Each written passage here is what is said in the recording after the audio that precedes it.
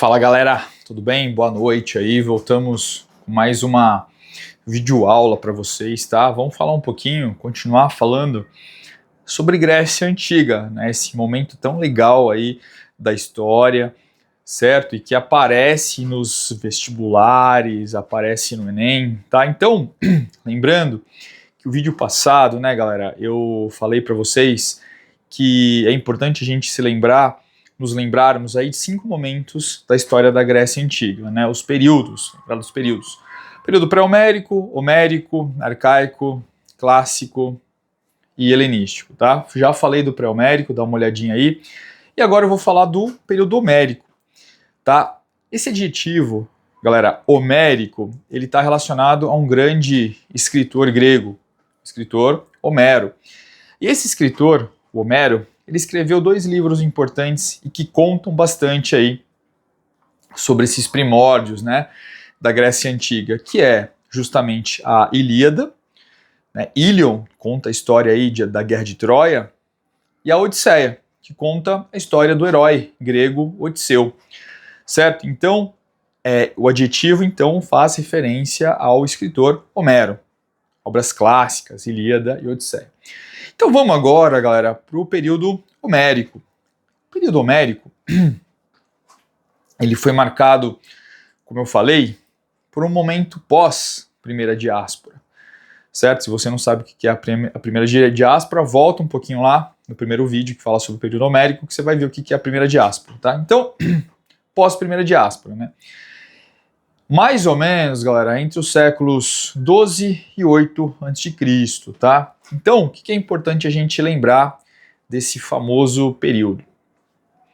É o momento que a gente fala de desenvolvimento das famosas comunidades gentílicas, ou clãs, ou gens, na verdade, né? Ou gens, tá?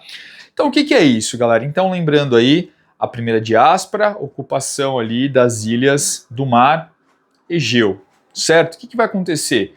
Nesse processo de ocupação, né, de saída ali do continente, propriamente dito, e ida para as ilhas, as famílias, os clãs, vão passar a se organizar, tá? Ali nessas ilhas, em regiões ali mais periféricas, né?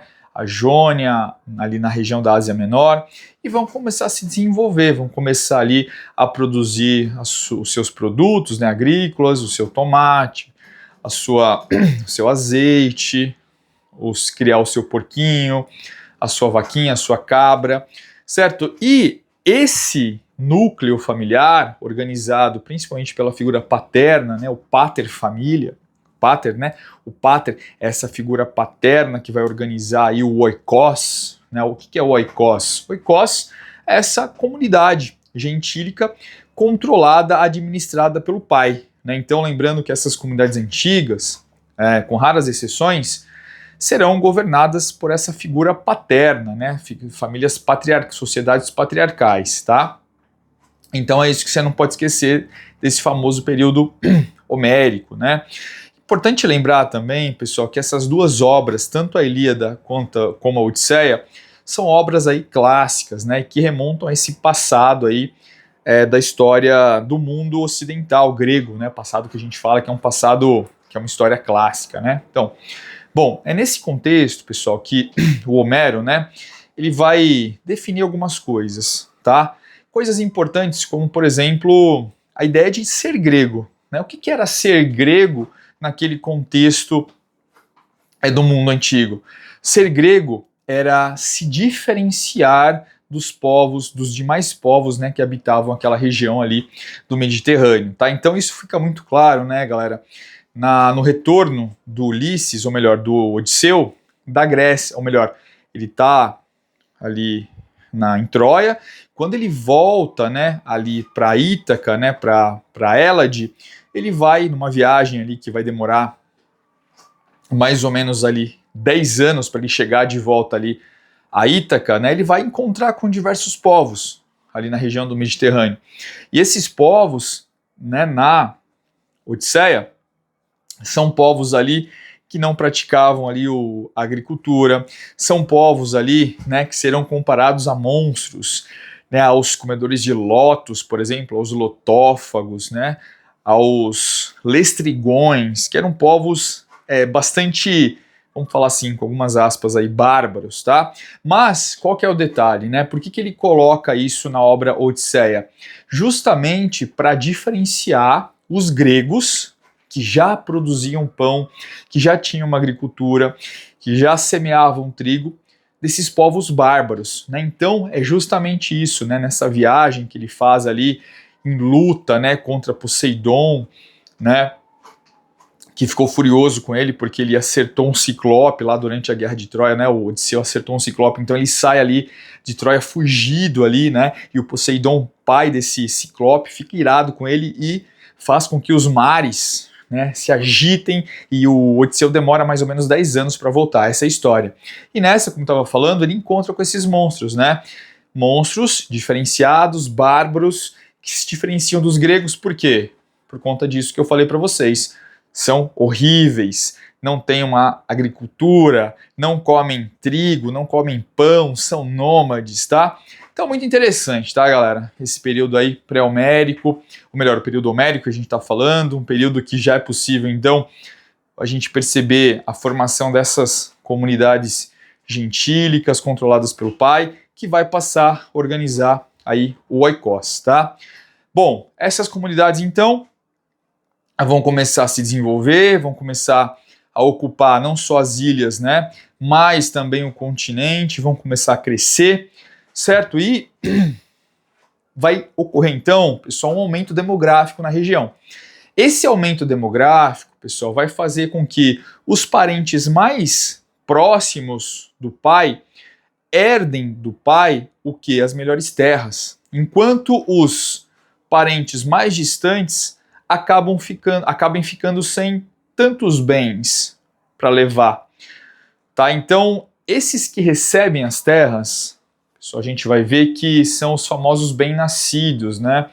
Ali as pessoas são filhos diretos ali ou netos ali dos proprietários e que acabam recebendo as terras. Isso vai ser muito importante porque no futuro vai gerar as diferenciações sociais ali, por exemplo, em Atenas, em Esparta, em Corinto, certo? Aqueles que detêm as melhores terras nesse mundo antigo, né, são pessoas que detêm alguns privilégios, podem exercer de fato, a gente vai ver isso aí quando eu estiver falando de Atenas, ali do período clássico, importante, um período, né, depois do período arcaico, do período clássico, né, esses cidadãos, ou melhor, aqueles que detêm as terras, serão as pessoas que exercerão aí de fato a sua cidadania. Por quê? Porque no mundo antigo ter terras era um diferencial, tá certo? Isso acontece quando?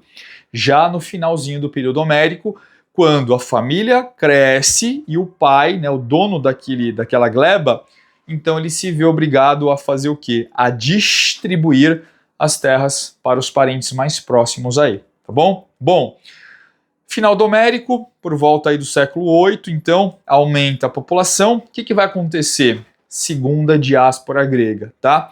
Então, a segunda diáspora grega vai marcar a saída de muitos habitantes ali daquela região do continente, não só do continente, mas das ilhas também, e a ocupação de partes importantes ali do Mediterrâneo.